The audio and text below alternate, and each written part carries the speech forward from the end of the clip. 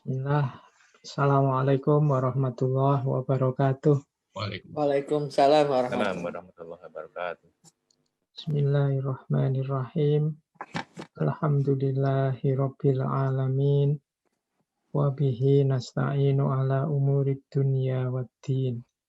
Allahumma sholli wa sallim wa barik ala habibina wa syafi'ina sayyidina wa maulana Muhammadin wa ala alihi wa ashabihi wa man tabi'ahum bi ihsanin ila yaumiddin. Bismillah, Bapak-bapak, Ibu-ibu, kita alhamdulillah malam hari ini akhirnya bisa bertemu kembali melanjutkan kajian kita terhadap salah satu karya Hujjatul Islam Imam Ghazali yang luar biasa, baik isinya maupun popularitas kemasyhurannya. Malam hari ini kita sudah sampai bab ketiga.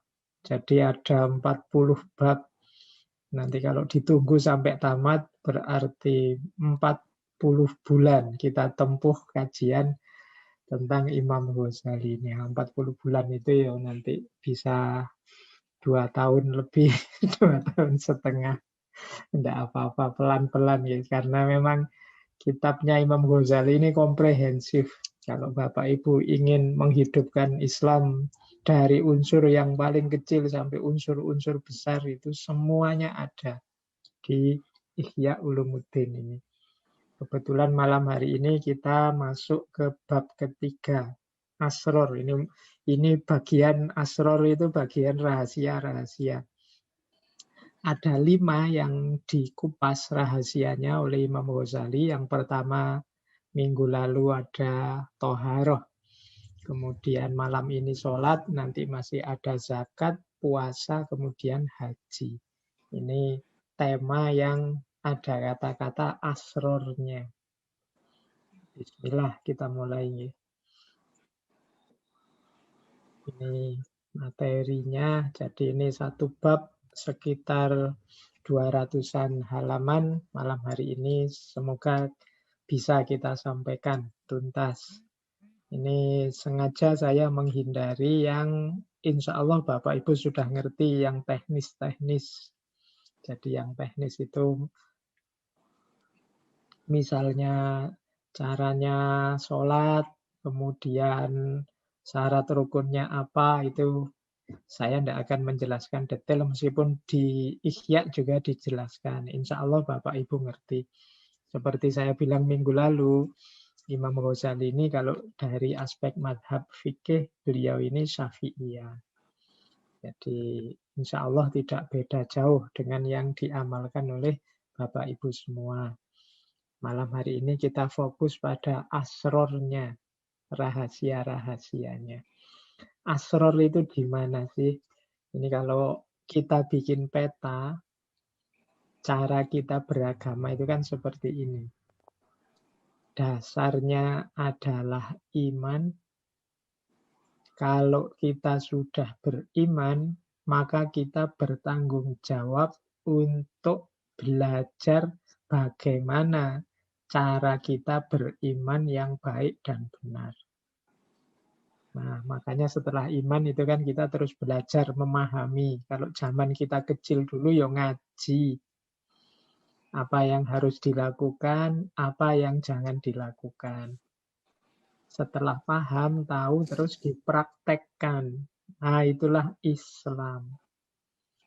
Jadi syahadat, sholat, zakat, puasa, haji. Itu kan ketika di hadis itu loh, mal iman, mal ihsan. Itu kan Islam itu ya menjalankannya. Cuma sebelum menjalankan kan harus ngerti caranya. Itu makanya bahasa saya pemahaman. Jadi iman saja tidak boleh berhenti. Nanti tidak ada buktinya. Dipahami terus dijalankan. Nah, disitulah Islam. Kalau menjalankannya sungguh-sungguh serius, mantap, sedalam mungkin, seserius mungkin, ditambah yang sekiranya tidak hanya wajib, sunnah-sunnah juga dijalankan, disitulah nanti ihsan. Untuk ada ihsannya, plus kemudian dari situ nanti ada sekelompok ulama, orang-orang pinter, kalau bahasanya Al-Quran itu ar-rasikhuna fil ilm, orang-orang yang mendalam ilmunya. Itu mengungkap rahasia di balik. Kalau tadi kan kita memahami, kemudian menerima, menjalankan. Nah, level asror ini berusaha mencari rahasianya. Nah, makanya kadang-kadang orang menyebutnya dengan istilah hikmah. Seperti minggu lalu kita belajar toharoh. Ya kita ngertinya seperti itu caranya wudhu. Seperti itu caranya kita mandi besar. Tapi ternyata di balik setiap gerakan, di balik setiap aktivitas ada rahasianya. Nah itu levelnya level asror. Kita tidak wajib sampai level asror. Tapi kalau kita ngerti level asror, tambah mantep. Ibadah itu tambah nikmat. Tapi seandainya nggak nyampe ke sini pun, ya tetap kita harus menjalankan iman, tetap dalam keislaman. Tapi kalau kita bisa menjangkau ranah asror atau hikmah ini, kita akan semakin mantap, semakin nikmat dalam berislam. Nah, jadi rahasianya di situ. Makanya Imam Ghazali itu memberi judulnya Asror. Asroru sholah, asroru toharoh. Dalam rangka biar kita semakin mantap lagi, semakin dalam lagi. Biar ibadahnya tidak hanya rutinitas, tidak hanya kayak anak sekolah kalau upacara hari Senin, itu kan kayak rutinitas terus begitu, tidak ada rasanya.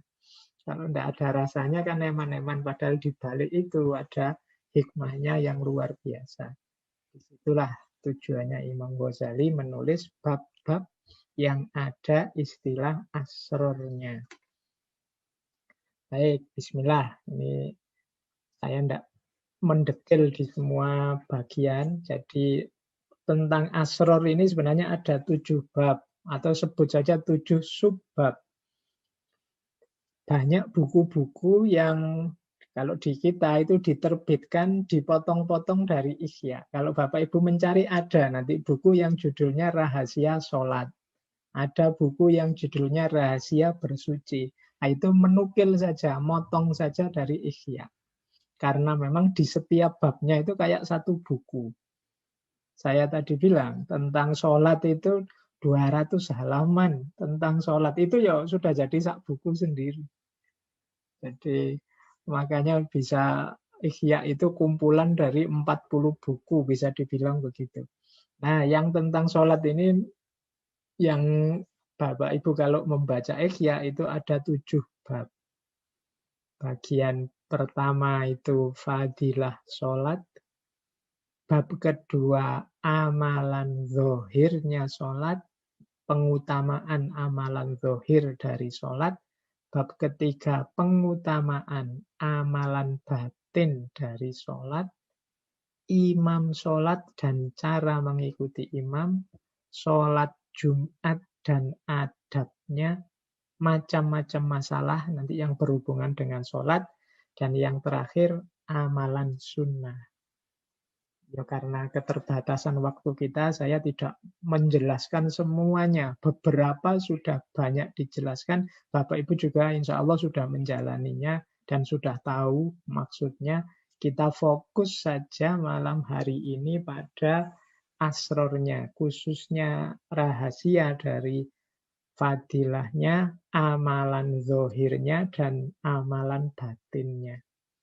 Nanti kalau ada waktu bisa kita lanjutkan, kalau ada waktu sisa tentang sholat Jumat dan macam-macam, termasuk yang sunnah-sunnah. Tapi bagian-bagian nanti belakang yang tentang sunnah, tentang sholat Jumat itu lebih banyak pada adab dan kaifiatnya. Tapi kalau tentang asror itu nanti banyak di pengutamaan amalan zahir dan pengutamaan amalan batin. Nah, kita akan lebih fokus pada 2 subbab itu biar waktunya efektif. Baik, saya mulai. Saya awali dari fadilah. Fadilah, kalau di Imam Ghazali yang dibahas ada 1, 2, 3, 4, 5, 6. Wah ini tambah panjang lagi ternyata. Setiap bab masih ada subbabnya lagi. Ini nek orang pinter itu memang wawasannya luar biasa. Fadilah itu yang dibahas, fadilahnya sholat fardu, fadilahnya menyempurnakan rukun, fadilahnya jamaah, fadilahnya sujud, fadilahnya khusyuk, dan fadilahnya masjid dan tempat sholat. Ini di situ ada nanti beberapa fadilah. Coba kita bahas, yang belum terbahas bisa Bapak Ibu baca langsung. Saya awali dari fadilah sholat. Ini yang sholat fardu. Di situ nanti panjang sekali Imam Ghazali menyebut macam-macam dalil.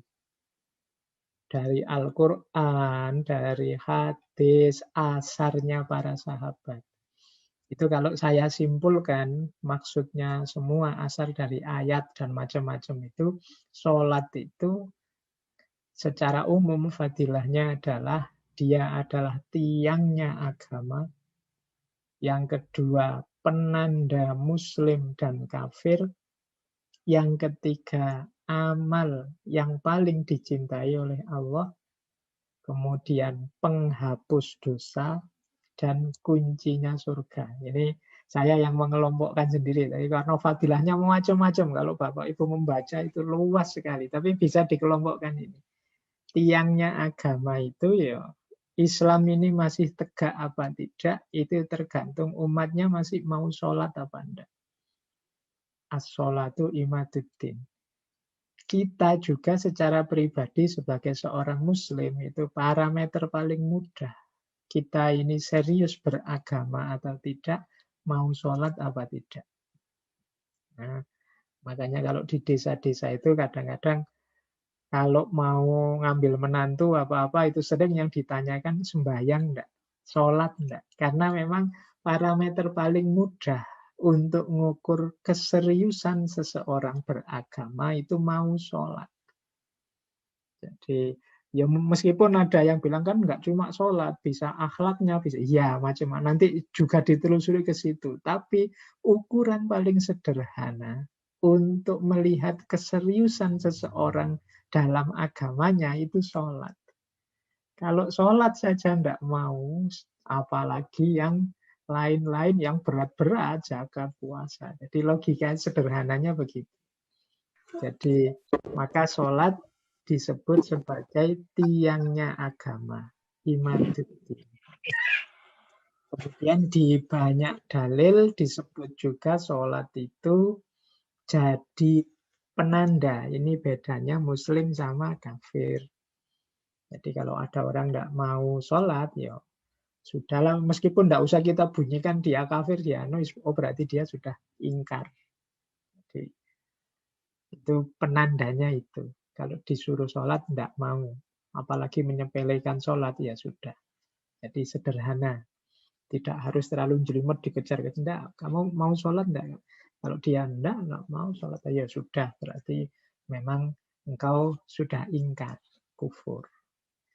Nah, terus kalau ini dari sisi identitas keberagamaan. Ada juga dari sisi keutamaan. Sholat itu amal yang paling dicintai Allah. Ini, kalau kita memang cinta dengan Allah, maka harusnya yang kita lakukan adalah amal yang paling dicintai. Dan melakukan sesuatu kepada yang kita cintai itu kan nikmat. Kalau kita sholat rasanya kok belum nikmat, masih beban, itu mungkin cinta kita pada Allah perlu ditingkatkan levelnya. Masih berat, saya itu Pak sholat itu rasanya beban gitu ya. Berarti mungkin masih harus di-upgrade lagi kualitas batinnya. Nanti kita belajar dari Imam Ghazali malam hari ini. Penghapus dosa. Nah, itu contohnya yang di bawah itu. Sesungguhnya sholat yang 5 itu menghilangkan dosa seperti air menghilangkan daki. Ini hadis dari Kanjeng Nabi. Termasuk juga sesungguhnya sholat itu menghapus dosa yang terjadi di antaranya selama bukan dosa besar. Nah, jadi ini fadilahnya sholat. Ini saya ini menampilkan saja. Ada beberapa dalil, beberapa argumen tentang keutamaannya sholat. Termasuk yang terakhir, barang siapa nanti menjumpai Allah sedang dia menyia-nyiakan sholat, maka tidak dipedulikan oleh Allah kebajikan-kebajikannya. Jadi amal baik kita yang lain itu dicueki oleh Allah kalau kita mencueki sholat, kalau kita menyia-nyiakan sholat. Yang menyia-nyiakan itu maknanya luas, tidak cuma meninggalkan sholat, menyepelekan sholat. Tidak serius dengan sholat, ya Allah nanti tidak akan serius melihat amal kita, karena sholat ini amal yang paling dicintai. Nanti ada juga dalilnya awaluma yuhasabu, yang pertama dicek oleh Allah besok di yaumul hisab itu sholat. Hari ini masih banyak teman-teman, kadang-kadang saya ada yang tanya ke saya, Pak, apa sih pentingnya kita masih sholat itu? Itu biasanya 1-2 mahasiswa yang genit itu pertanyaannya seperti itu. Jadi sebenarnya jawabannya ya sederhana. Itu bukti keimananmu, kepercayaanmu. Kalau memang ngaku percaya, apalagi cinta pada Allah, ya yang engkau lakukan adalah yang paling dicintai oleh Allah, yaitu sholat. Terus, nah ini menyempurnakan rukun. Ini disinggung secara khusus oleh Imam Ghazali. Saya tidak tahu, jangan-jangan relevan dengan kita yang sebenarnya sudah rajin sholat. Tapi kadang-kadang tidak terlalu serius dengan sholat. Saya kalau mendekati Ramadan ini tentang menyempurnakan rukun itu yang terbayang di saya itu sholat taraweh. Selalu nanti sebentar lagi ada yang nge-share sholat taraweh yang kayak orang balapan itu. Cowopetnya luar biasa. Saya tidak ngomong sah atau tidaknya ya, tapi menyempurnakan rukun itu bagian dari penghormatan kita pada sholat. Ada dalilnya, kalau ada yang tanya dalilnya, ini sabdanya Rasulullah, barang siapa mengerjakan sholat pada waktunya dan melengkapkan wudhunya, menyempurnakan rukuknya, sujudnya, dan khusyuknya, niscaya sholat itu naik dengan warna yang putih bersih seraya mengatakan kiranya Allah menjaga engkau sebagaimana engkau telah menjaga aku. Berarti sholatnya disempurnakan. Tidak harus ke susu-susu segera selesai. Wong menghadap Allah itu kan nikmat. Bapak Ibu mungkin masih ingat ya, banyak dalil yang menyatakan kenikmatan puncak besok di surga setelah segala kenikmatan kita rasakan adalah melihat Allah. Melihat Allah berarti berhadapan dengan Allah. Dan kita sebenarnya sudah ada momen berhadapan langsung dengan Allah waktu sholat. Tapi banyak di antara kita yang tidak kerasan saat sholat. Bukti ini pengen cepat selesai. Itu menunjukkan mungkin batin kita belum terlalu cinta sama Allah. Selanjutnya kalau kita sholat tidak sesuai waktunya, tidak melengkapkan wudhunya, tidak menyempurnakan rukuk, sujud, dan khusyuknya, niscaya sholat itu naik dengan warna yang hitam, gelap. Seraya mengatakan, disia-siakanlah engkau oleh Allah sebagaimana engkau telah menyia-nyiakan aku. Sehingga ini lanjutannya sabda Rasulullah, kalau dikehendaki oleh Allah, apabila sholat itu dilipat sebagaimana dilipatnya kain yang buruk, kemudian dipukulkanlah kain itu ke mukanya. Jadi ini ilustrasinya dari Kanjeng Nabi ini unik.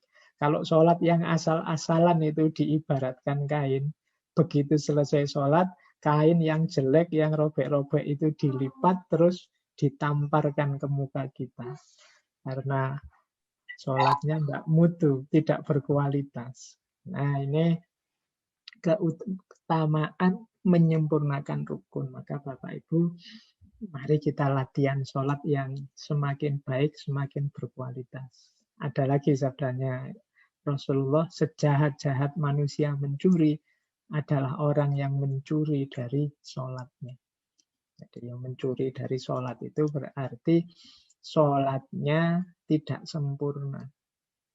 Dipotong-potong, sholatnya tidak utuh, pokoknya nyari enaknya saja. Jadi sholat yang tidak ada rasanya. Terus Nah, kalau ini saya tidak menjelaskan, Bapak Ibu insya Allah sudah ngerti sepenuhnya. Tinggal menjalankannya mungkin yang masih sering bolong-bolong. Bahwa sholatul jamaah tafdulu sholatal fardhi bisab'in wa isyrina darajah. Sholat jamaah itu lebih utama dari sholat sendiri 27 derajat. Ini insya Allah Bapak Ibu sudah ngerti, saya tidak perlu menjelaskan tentang ini. Tinggal diistiqomahi yang sudah, kemudian dimulai yang belum, itu saja. Ini biasa, kalau hari ini sih bisa ada alasannya karena corona, terus tidak ke masjid, ya tidak apa-apa, di rumah yang penting jamaah, keluarganya dibiasakan dengan jamaah. Syukur-syukur masjidnya sudah buka, bisa jamaah lagi sekarang. Karena memang fadilahnya besar. Di bawah itu saya masukkan asar yang juga diriwayatkan oleh Imam Ghazali di Ihya. Misalnya seorang tabi'in Maimun bin Mahron. Ini beliau ini wali negeri Irak. Jadi satu ketika beliau ke masjid, jamaahnya sudah bubar. Nah, beliau itu terus bilang, innalillahi wa inna ilaihi raji'un. Ini bagi dia musibah besar. Terus beliau bilang, sesungguhnya keutamaan sholat berjamaah ini lebih baik bagiku daripada menjadi walinya negeri Irak. Nah ini buat pelajaran bagi kita. Kalau telat jamaah innalillahi. Padahal kadang-kadang kita ya sengaja tidak berangkat jamaah. Nah terus ini saya tidak tahu, ini Imam Ghazali yang bilang, ulama zaman dulu itu jangankan tidak jamaah, telat takbir rokaat pertama, itu mereka menyesal meratapnya sampai 3 hari. Kalau terlambat jamaah itu bisa sampai 7 hari meratap. Meratap itu berarti bertobat di hadapan Allah. Jadi para ulama zaman dulu itu kalau telat takbir pertama saja itu sampai 3 hari mereka tobat mati-matian minta ampun pada Allah. Kalau telat tidak jamaah itu bisa sampai 7 hari. Imam Ghazali yang meriwayatkan seperti ini. Paling tidak menunjukkan bahwa sholat jamaah itu sangat penting. Nah, kalau ini jadi yang di fadilah-fadilah ini oleh Imam Ghazali bagian-bagian paling kunci dari sholat. Sujud ini bagian paling esensial dari sholat. Makanya itu ada di surat Al-Alaq itu wasjud waqtarib. Dan bersujudlah dan mendekatlah pada Allah. Ini ayat ini menunjukkan bahwa posisi kita yang paling dekat dengan Allah adalah posisi sujud. Makanya di hadis yang bawah itu yang diriwayatkan oleh Abu Hurairah, yang lebih mendekati seorang hamba kepada Allah ialah apabila ia sujud lalu memperbanyak doa ketika itu. Jadi mari Bapak Ibu, kita punya sering sekali momen sangat dekat dengan Allah, yaitu waktu sujud. Silahkan diperbanyak doa, tidak masalah waktu sujud. Dan orang yang sujudnya sempurna, utuh, itu ada kalimat surat Al-Fatih yang kadang-kadang orang salah paham. Simahum fi wujuhihim min asaris sujud. Engkau melihat di wajah mereka asarus sujud. Kalau Imam Ghazali menyimpulkan asarus sujud itu bukan tanda di kening yang fisik, tapi cahaya kekhusyuan yang menembus cemerlang dari batin ke lahir. Jadi kalau tafsirannya Imam Ghazali, orang yang sujudnya mantap, sholatnya sempurna, itu cahaya kekhusyuan itu tampil dalam kesehariannya.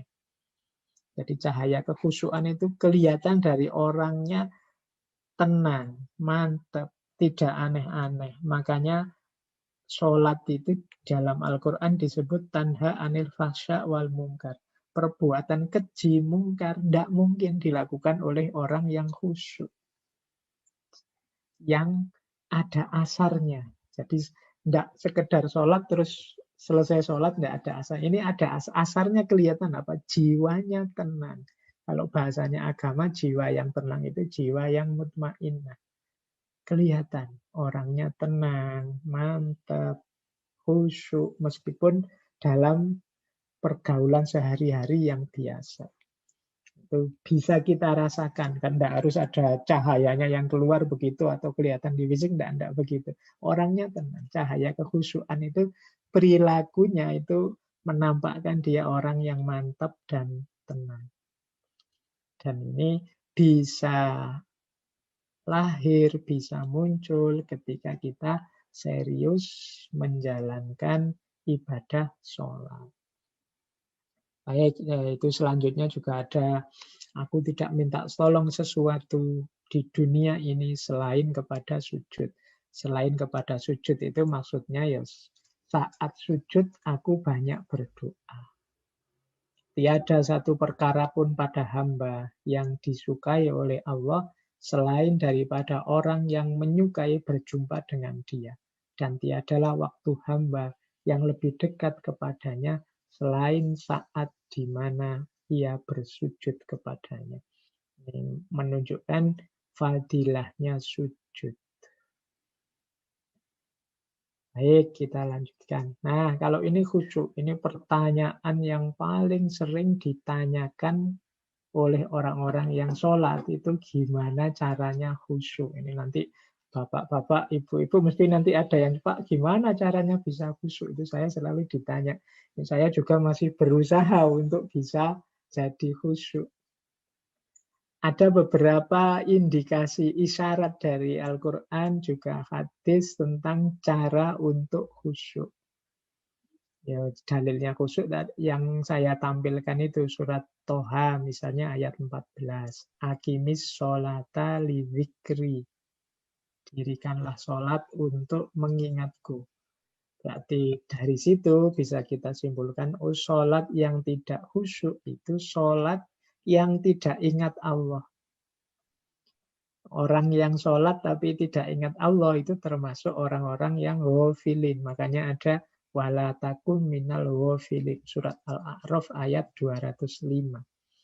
Nah, dari sini bisa kita simpulkan pertama, oh berarti khusyuk itu ketika kita sholat, kita ingat Allah. Itu saja dulu.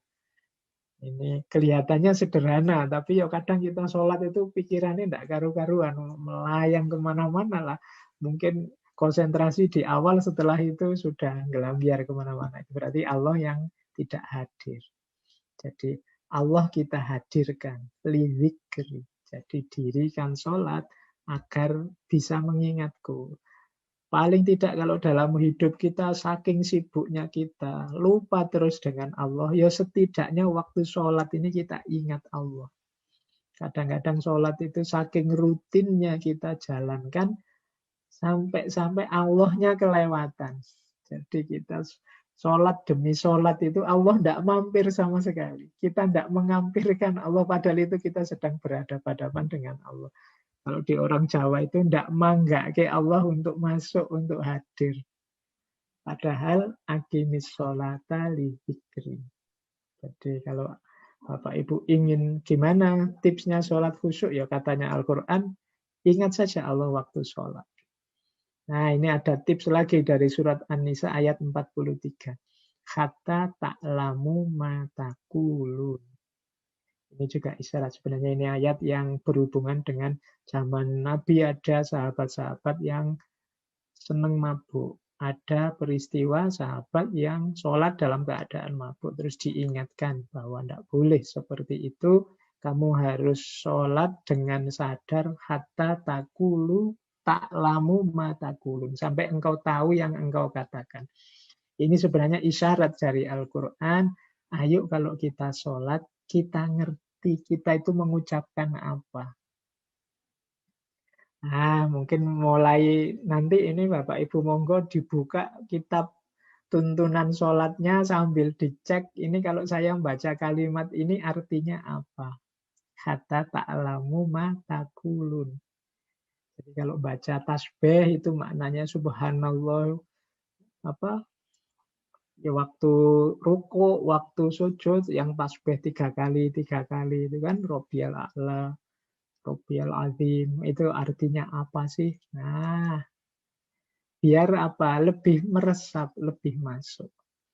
Masa kita memuji Allah, bertasbih pada Allah, tapi Allah tidak hadir. Cara untuk menghadirkan Allah antara lain apa? Sadar arti yang kita katakan. Nah, ini juga bisa jadi tips, karena khusyuk itu penting.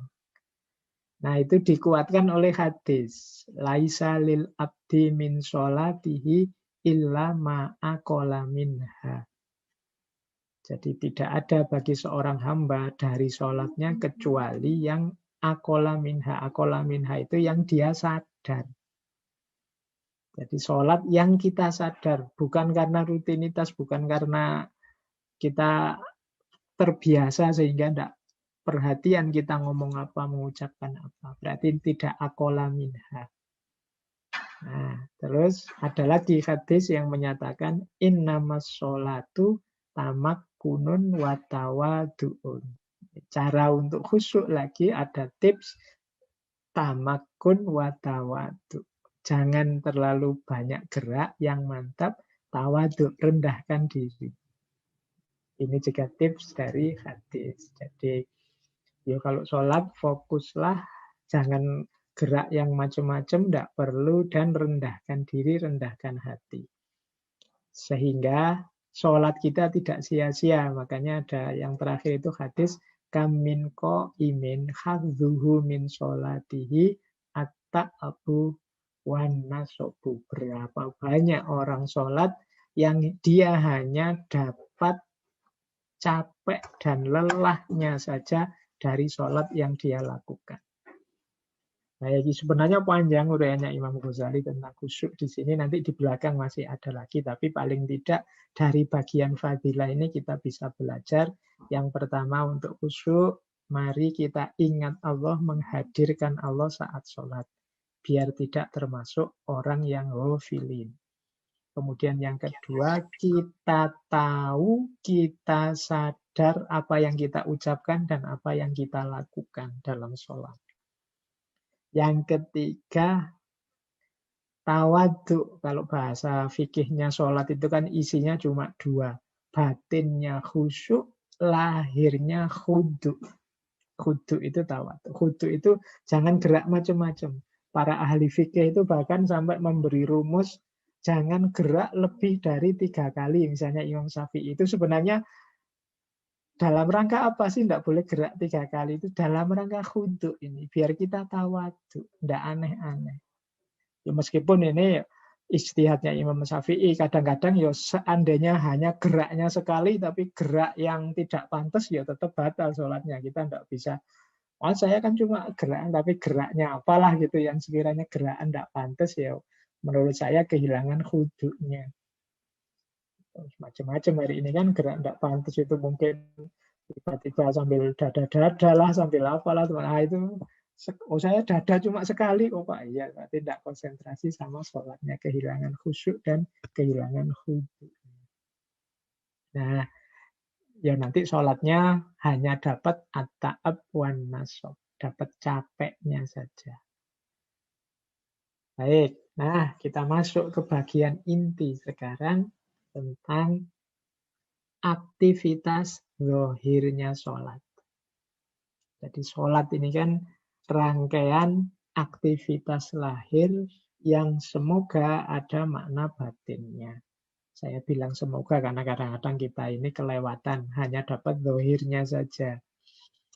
5, 6, ada 6 aktivitas kalau kita sholat itu. Yang pertama zikir, terus membaca surat, membaca ayat, terus yang ketiga rukuk, yang keempat sujud, yang kelima berdiri, yang keenam duduk. Nah ini perhatikan makna dan maksudnya 6 aktivitas ini. Ini dalam uraiannya Imam Ghazali. Yang pertama apa? Ketika kita zikir. Zikir itu kan banyak sekali. Setiap kali kita Subhanallah Rabbiyal A'la, Subhanallah Rabbiyal Azim, itu kan zikir semuanya. Bahkan takbir itu kan juga sejenis zikir. Allahu Akbar, Sami Allah, dan sebagainya. Itu kan zikir. Bapak Ibu, maksudnya apa zikir itu? Maksudnya zikir itu menyapa Allah, bermunajat di hadapan Allah. Jadi ketika kita menyatakan zikir, kalimat-kalimat zikir apapun dalam sholat, itu kita sedang berbicara di hadapan Allah, menyapa Allah. Hadirkan rasa ini. Jadi setiap kali kalimat zikir dalam sholat, mari kita yakini bahwa ini aku sedang bercakap-cakap dengan Allah, ini aku sedang menyapa Allah. Nah, setelah itu ada bacaan. Ketika kita sedang membaca surat, membaca ayat, membaca Fatihah, ini kan bacaan.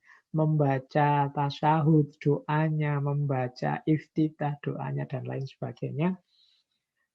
Diingat-ingat, setiap bacaan isinya kalau bukan pujian atau sanjungan kepada Allah, biasanya doa. Maka hadirkan dalam diri kita, karena pujian, sanjungan itu kan tentang kebesarannya Allah, rasa syukur yang sedalam-dalamnya pada Allah atas segala anugerahnya. Plus doa. Ya, kalau doa kita mengerti isinya, maksudnya doa itu apa.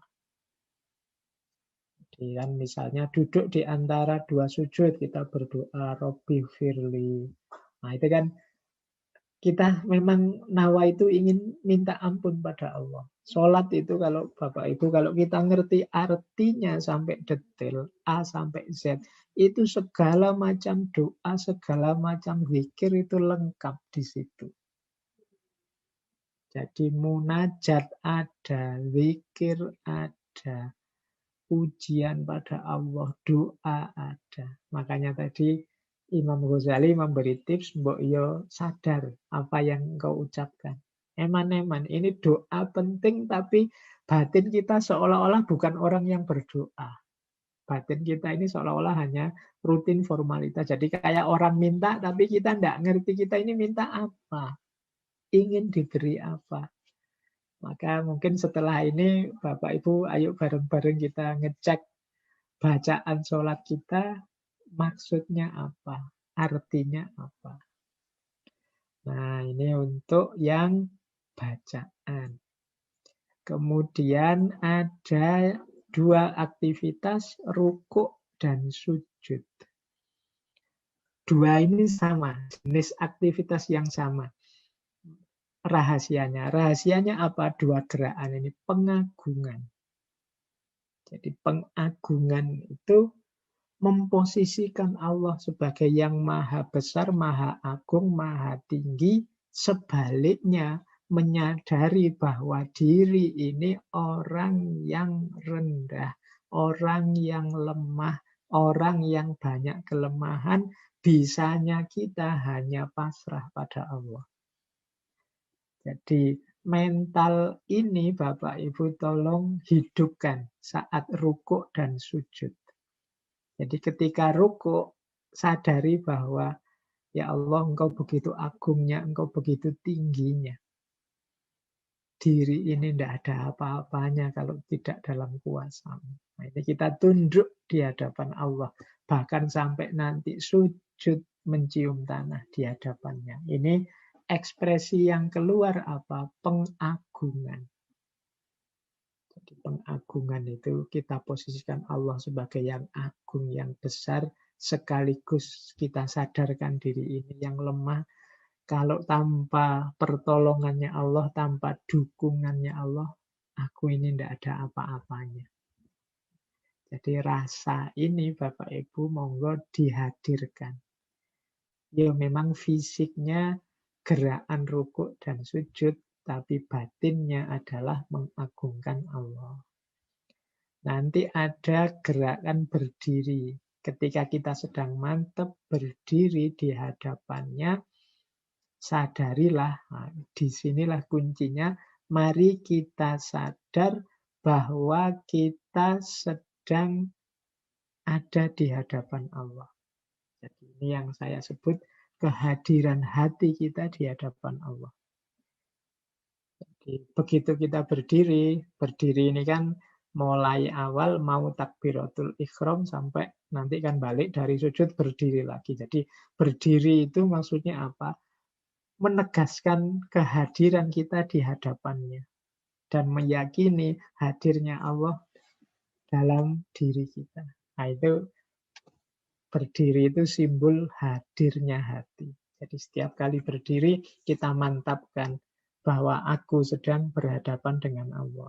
Nah, ini berdiri. Nanti ada lebih jelas lagi di aktivitas batinnya. Ini masih aktivitas lahir. Dan yang kelima, duduk. Duduk inilah simbol tadurruk. Tadurruk itu simbol kalau kepada manusia itu tawaduk, merendahkan diri.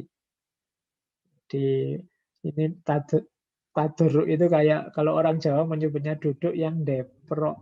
Ini duduk yang menyimbolkan kepasrahan, penyerahan diri secara total pada Allah. Kalau Bapak Ibu nonton film-film kerajaan zaman dulu, waktu waktu ada misalnya patihnya atau siapanya menghadap raja, itu kan duduknya duduk seperti orang tahiyat itu. Itu menunjukkan apa? Kepatuhan, kepasrahan total. Nah, waktu kita sedang duduk, apakah itu duduk tahiyat, apakah itu tahiyat awal atau tahiyat akhir, kita hadirkan sikap tadurruk ini. Sikap pasrah pada Allah, serahkan diri kita sepenuhnya dalam kekuasaannya. Nah, ini 5 gerakan kunci lahir di Imam Ghazali, rahasianya di sini. Jadi mengapa sih kok gerakannya begitu? Gerakan-gerakan itu simbol-simbol beberapa makna. Kalau zikir dan bacaan, ini simbol kita sedang bermunajat, berhadapan dengan Allah, memuji Allah dan berdoa. Kalau rukuk dan sujud, ini simbol kita mengagungkan Allah. Kalau berdiri, ini simbol kita hadir tegak di hadapan Allah, bukan lalai. Dan kalau kita sedang duduk, ini tadurruk, tunduk, pasrah, menyerahkan semua dalam kuasanya Allah. Sholat yang disertai kesadaran di balik aktivitas lahir dengan ini, insya Allah lebih mantap. Ini nanti yang sholat, selesai sholat ada asarus sujud. Yang itu antara lain tanha anil fahsya wal mungkar. Mencegah diri kita dari perbuatan keji dan mungkar. Baik, kita lanjutkan lagi. Nah, ini 6 hal. Kalau ini yang sisi batinnya. Kalau tadi kan lahir, ini batin.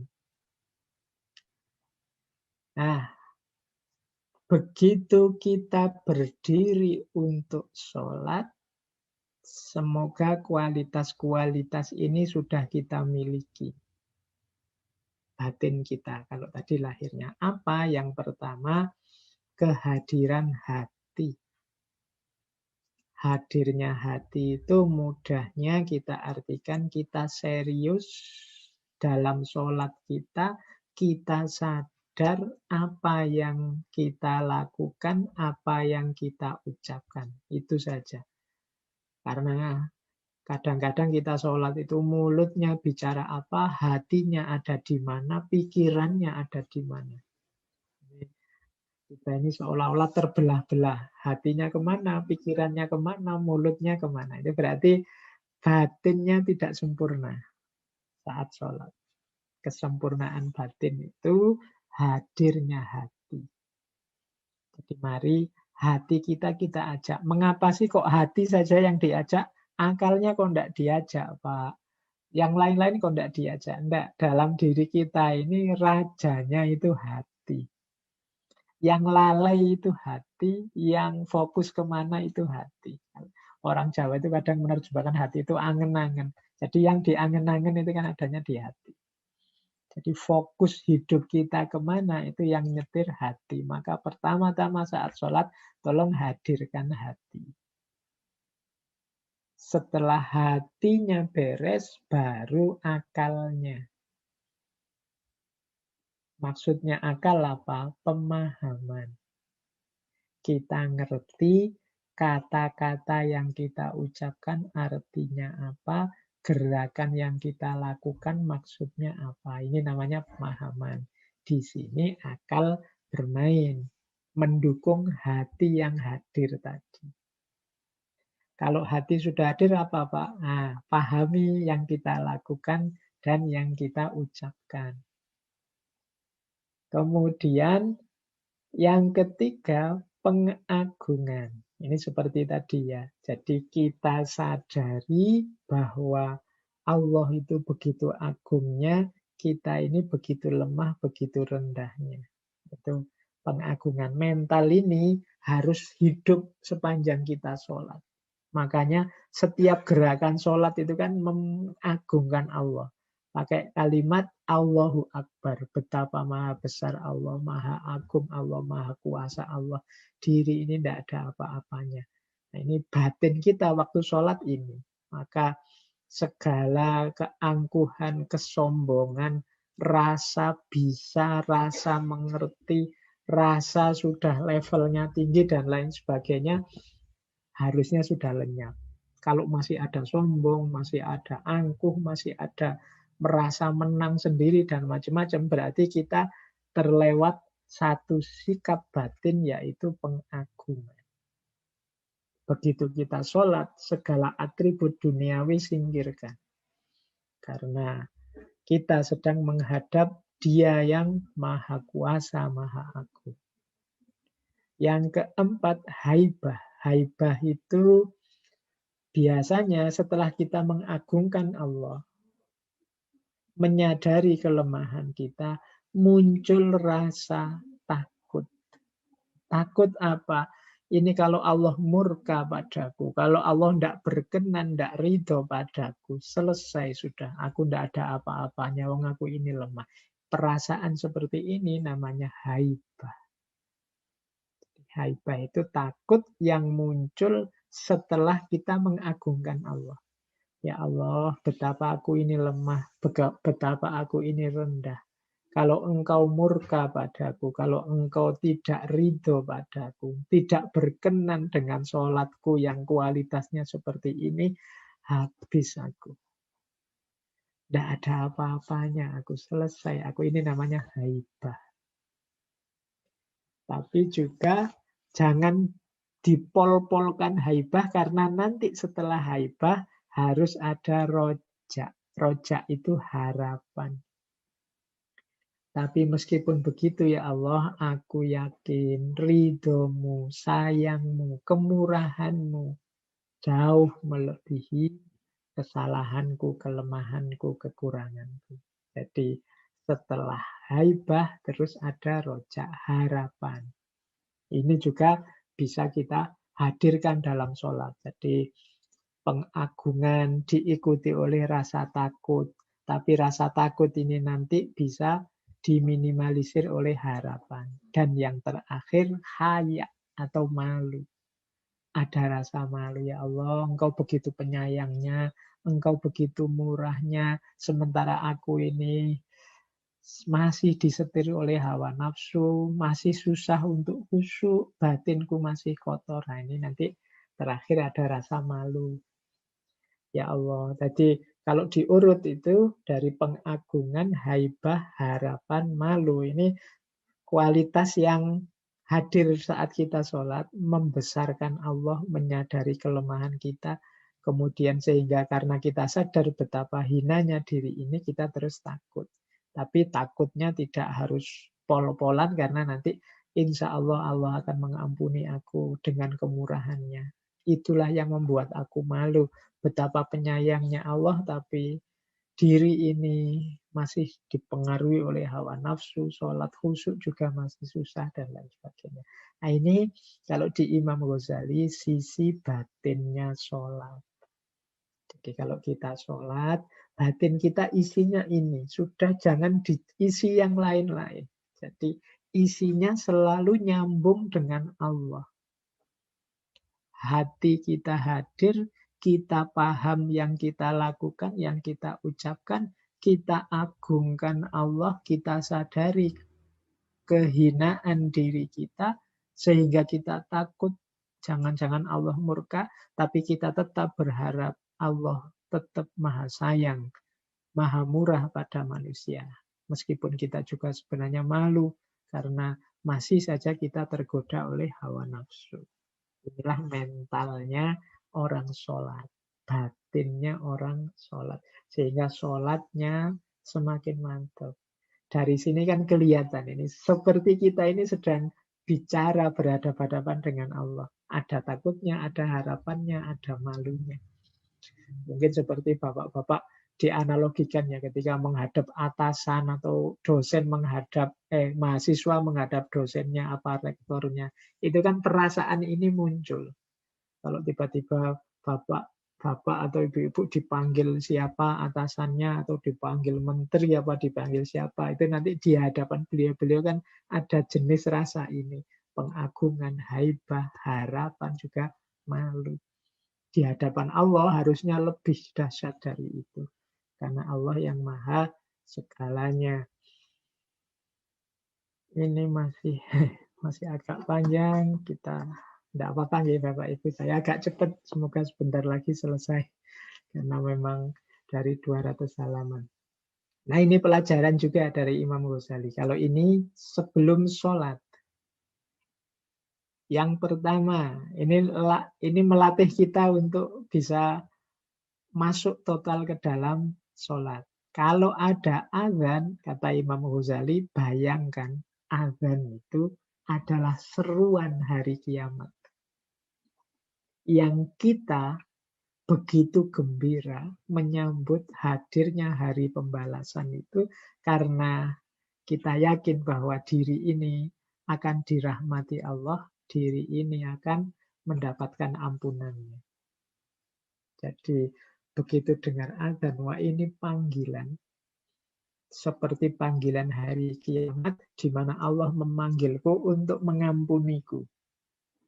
Oh itu kan kita harusnya ngerti kayak gini kan cepet-cepet bergegas. Ya kayak seandainya bapak-bapak dipanggil, oke bapak-bapak yang sore ini mau datang ke rumahnya Pak Dukuh, nanti pajaknya dihapus semua. Oh, itu kan segera kita datang ke rumahnya Pak Dukuh karena pajaknya dihapus. Ini dosa kita. Bayangkan panggilan sholat itu dari Allah menjelang kiamat, yang di situ Allah akan menawarkan pengampunannya pada kita. Harusnya kita cepat-cepat segera menjawab panggilan itu. Nah, ini tips dari Imam Ghazali. Jadi ini bayangkan Allah yang memanggil kita, di mana Allah akan memberikan kemenangan, memberikan pengampunan pada kita di hari yang menjelang kiamat. Dan Bapak Ibu kan nggak usah tanya, semuanya sekarang sudah ngerti kalau zaman ini zaman yang menjelang kiamat. Maka sudah seharusnya setiap panggilan adzan itu melonjakkan hati kita. Kayak orang kaget, astagfirullah adzan. Ini sedang dipanggil oleh Allah untuk diampuni. Nah itu adzan. Terus kan kita wudhu, bersuci. Kalau menurut Imam Ghazali, rangkaiannya orang wudhu yang pertama, kita pastikan kita suci lingkungannya. Ini berarti tadi masjid, musola, tempat sholat kita. Setelah lingkungan, pakaiannya. Pastikan baju yang kita pakai sopan, menutup aurat. Setelah itu kulit kita. Ini kan wudhu, mandi, kalau kita memang masih belum melakukan toharo seperti minggu lalu. Setelah itu batin kita bersihkan dengan taubat, dengan menyesal. Jadi sebelum sholat pastikan kita sudah membersihkan 4 hal. Lingkungan, pakaian, kulit kita, dan batin kita. Jadi semakin ke dalam, semakin ke dalam. Jadi kalau batin ya taubat, menyesal. Nah, maka usahakan nanti sebelum memulai sholat kita beristighfar, kita nawaitu untuk tobat. Kalau tadi ada salah-salah semoga tidak diulangi lagi. Nah, terus nutup aurat. Nutup aurat ini ya lahir ya batin. Yang lahir ya pakai baju sesuai dengan aturan aurat. Yang batin ini kita aurati diri kita ini dengan rasa malu dan rasa takut. Malu pada Allah, takut pada Allah, itu akan jadi penutup aurat batin kita. Orang itu kalau masih punya malu, masih punya takut pada Allah, itu biasanya tidak berani melakukan dosa, tidak berani melakukan maksiat. Orang yang dengan sadar masih masih mau nabrak maksiat, melakukan dosa, kemungkinan rasa malu dan takutnya pada Allah mulai menipis. Atau jangan-jangan sudah hilang. Maka ketika kita sholat, mari kita sambil sadar, aku harus nutup aurat, tidak hanya lahir, tapi juga batin. Kita hidupkan rasa malu dan takut kepada Allah. Kemudian menghadap kiblat. Menghadap kiblat itu ya lahir ya batin. Kalau yang lahir menghadap ke arah Ka'bah, Masjidil Haram. Kalau yang batin itu menghadap ke Allah saja. Kita palingkan pandangan kita dari segala hal selain Allah saja. Nah, ini berarti menghadap kiblat di ranah batin. Yang tadi pikirannya jangan kemana-mana, sudah singkirkan dulu segala hal ihwal duniawi, sekarang sedang berhadapan dengan Allah. Nah, setelah azan kita bersuci, nutup aurat, ngadep kiblat, kemudian kan kita berdiri siap-siap mau takbir. Kalau bahasanya Imam Ghazali, berdiri dengan kepala menunduk, menukur sebelum takbir. Nah, ini mari kita hadirkan sepenuhnya diri kita, mengakui ketinggian Allah dan menyadari kehinaan diri. Makanya kepalanya menunduk sebelum takbir. Ini berdiri dengan kepala menekur. Biasanya di situ kita mulai mau niat untuk sholat. Nah, ini fisiknya berdiri, batinnya sadar sedang ada di hadapan Allah. Makanya mengapa kepalanya menunduk? Karena sadar kehinaan dan kerendahan diri. Baru setelah itu takbir sholat. Nah, kalau ini rahasia sholatnya. Baik, ini nanti bisa di-share slide-nya. Saya baca agak cepat ya Bapak Ibu karena waktunya sudah jam 9, nanti terlalu malam. Nah, niat itu mari Bapak Ibu ketika niat kita sadari benar secara sungguh-sungguh bahwa aku ini sedang memenuhi panggilannya Allah dan perintahnya Allah. Dan ini memang kewajibanku. Jadi, kita tegaskan dengan serius di batin kita bahwa ini memang tanggung jawabku, kewajibanku. Aku berhasrat memenuhi panggilannya Allah. Setelah itu takbir. Takbir itu momen ketika kita mengakui tidak ada apapun yang lebih agung, lebih besar dari Allah. Jadi begitu Allahu Akbar, semua yang berhubungan dengan dunia semoga tersisihkan. Karena satu-satunya yang maha agung, maha besar hanya Allah saja. Jadi kuncinya nanti setelah niat kita takbir itu, saat itulah momen ketika hanya Allah saja. Tidak ada yang lebih agung selain Allah. Setelah itu membaca doa iftitah. Ini ada macam-macam doa iftitah, tapi kuncinya sebenarnya rahasianya dua. Yaitu mengorientasikan hidup kita. Jadi ini semacam deklarasi di depan Allah. Ya Allah, hidup matiku hanya milikmu. Kupersembahkan padamu. Aku beriman percaya kepadamu. Hanifah muslimah. Jadi aku lurus pasrah tidak menyembah apapun selain engkau. Jadi iftitah ini semacam kalimat-kalimat pernyataan tentang bahwa ya Allah engkau adalah satu-satunya dalam hidupku dan hidup matiku arahnya adalah kepadamu. Jadi ini maksudnya doa iftitah itu. Jadi semoga kita bisa melahirkan kesadaran ini. Jadi ada kesadaran pasrah, tunduk, patuh pada Allah saja. Itu iftitah. Kemudian kita membaca Fatihah, membaca surat. Kuncinya cuma satu. Lidah mengikuti hati, kata Imam Ghazali. Lidah mengikuti hati itu, kalau mulut kita bilang iya karena butuh, iya karena stain, ya hatinya memang satu-satunya yang disembah hanya Allah, yang diminta tolong hanya Allah. Kalau mulut kita bilang alhamdulillahirabbil alamin, hatinya sepenuhnya juga memuji Allah. Ini kuncinya bacaan ada di sini. Jadi lidah mengikuti hati. Bacaan apapun, surat apapun, maka akan lebih indah kalau Bapak Ibu sholat membaca surat ayat yang Bapak Ibu ngerti maksudnya. Meskipun kalau tidak juga tidak apa-apa, tapi kalau ngerti maksudnya bisa lebih mantap, lebih mendalam. Kemudian berdiri. Berdiri ini kalau tadi makna fisiknya, ini makna batin operasionalnya. Pokoknya istiqomah, tegak, hidup demi Allah saja. Kemudian rukuk juga begitu, menegaskan keagungan dan kebesarannya, diperbarui terus.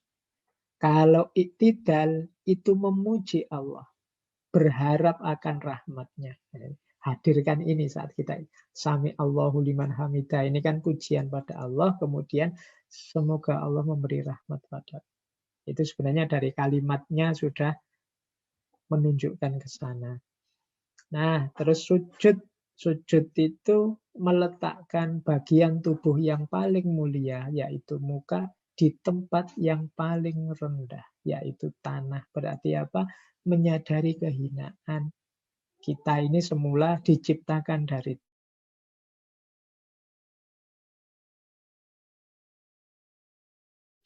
mengagungkan Allah, menyadari kehinaan diri. Ini waktu sujud.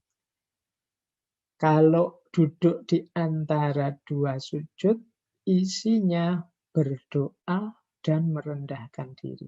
Memohon dan merendahkan diri. Rabbi firli, warhamni, warfa'ni, warzukni, dan seterusnya. Ini kan isinya doa. Kadang-kadang kita lupa bahwa itu doa, pokoknya cepat-cepat diucapkan, segera sujud lagi. Padahal kalau dihayati, di situ momen kita minta banyak hal kepada Allah. Baru setelah itu tasyahud. Tasyahud itu kita duduk pasrah seperti tadi pada Allah dengan adab, dengan penghormatan, dengan doa dan harapan atas rahmat dan kesejahteraan dari Allah. Ini waktu kita sedang duduk tasyahud. Setelah itu baru salam.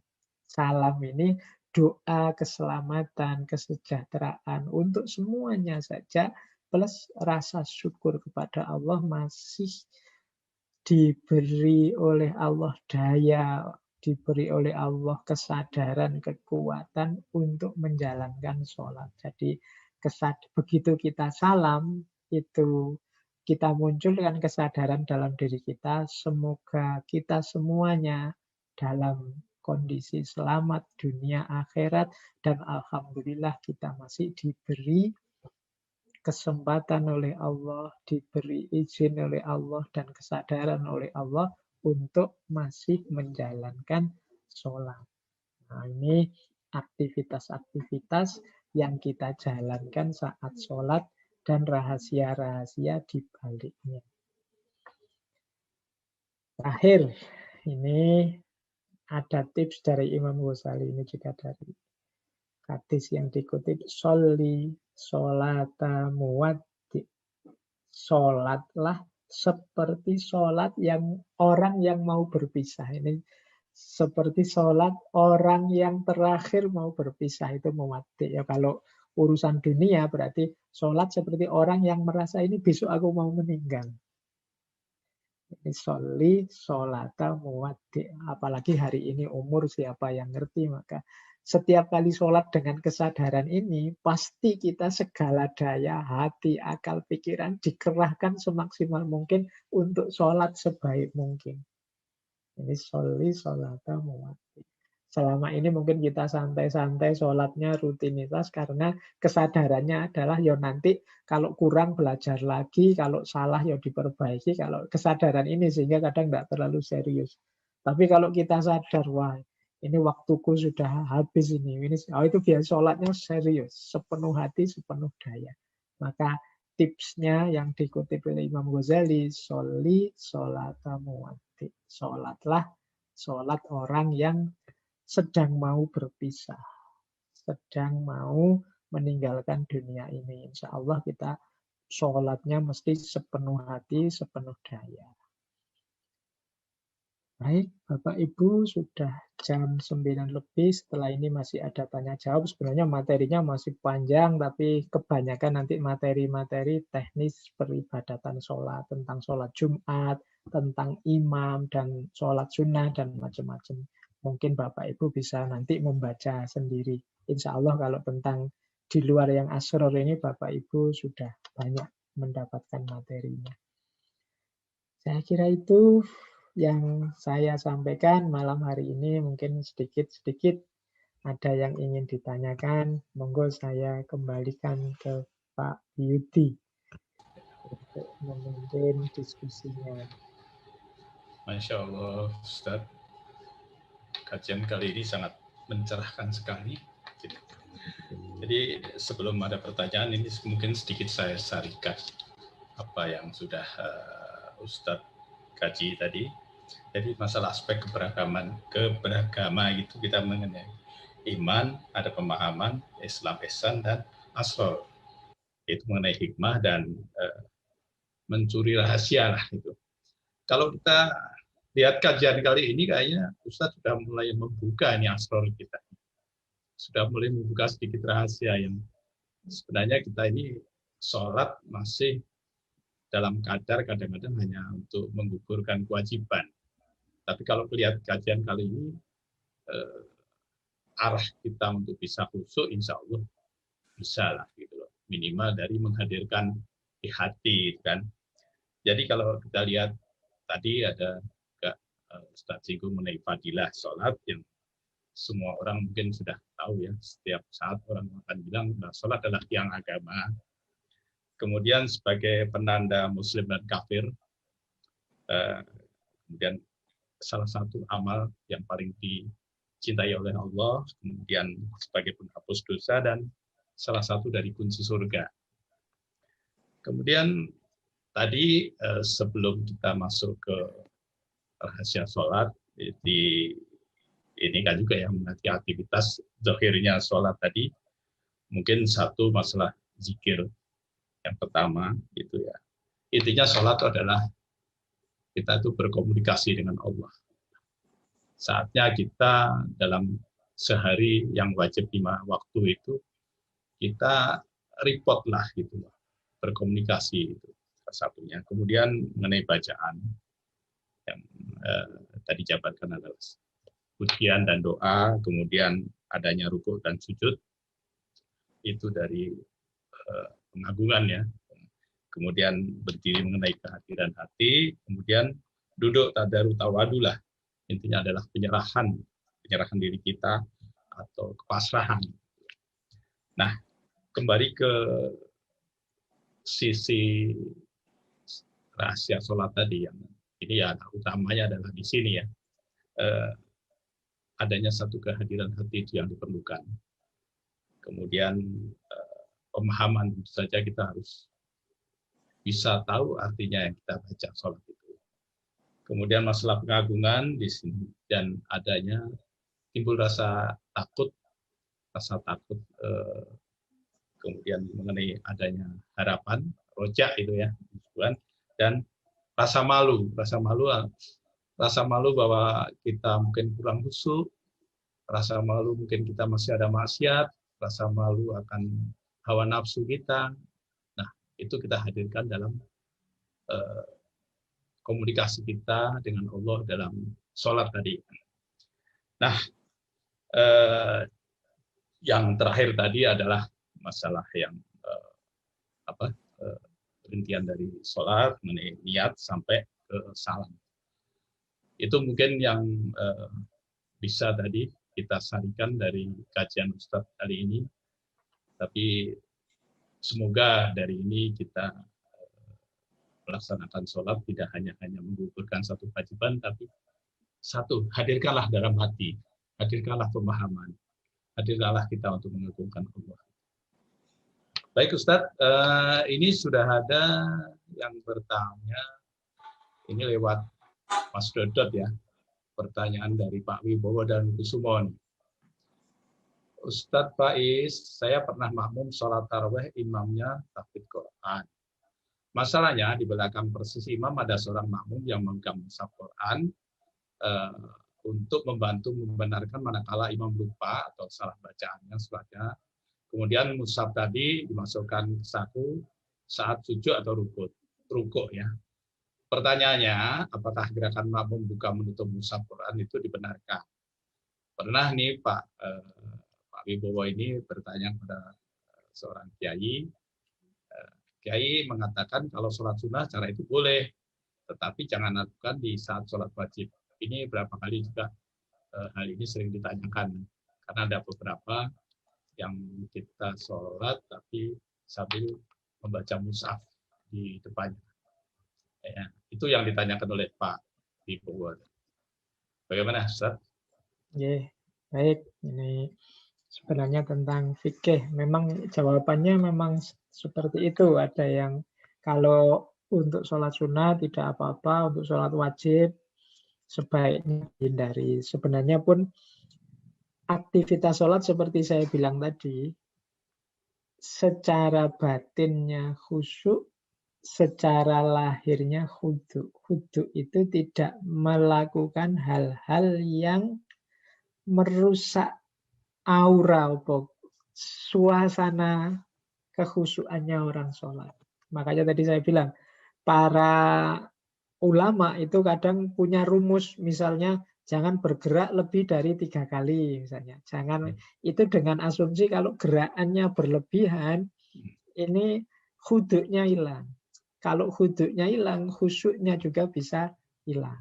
Kalau tidak hanya sekedar dari sah tidaknya sholat. Ya saya tadi bilang, meskipun gerakannya hanya sekali, tapi kalau itu menunjukkan gerakan yang merusak suasana khusyuknya sholat, ya menurut saya sholatnya sudah tidak ada arti. Bukan berarti tidak sah, cuma kayak tadi hanya dapat capeknya saja. Misalnya satu gerakan saja isinya jempol ke bawah misalnya, terus itu kan cuma sekali, saya sekali kok gini ya, itu kan sekali tapi merusak suasana sholatnya.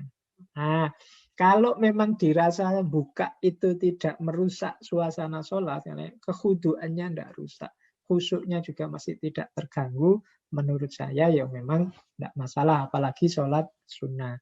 Ada hadis yang bahkan Rasulullah itu pernah waktu sholat itu, misalnya ada ular lewat, sholatnya dipending, ngambil kayu, ularnya dibunuh, kemudian sholatnya dilanjutkan lagi. Ada cerita begitu.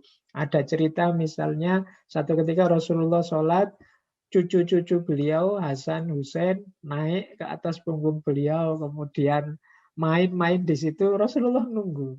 Terus bangkit lagi. Itu berarti kan yang penting gerakan sholatnya tidak rusak, kemudian gerakan tambahannya tidak mengacaukan kekhusyukannya orang sholat. Misalnya, ya benar sih boleh buka Quran, tapi nanti bukanya dengan gerakan yang sekiranya terus orang teralihkan fokusnya, teralihkan perhatiannya dengan mungkin dibolak-balik yang seperti apa, nah itu menurut saya sebaiknya dihindari. Meskipun dari aspek syarat rukunnya mungkin masih sah.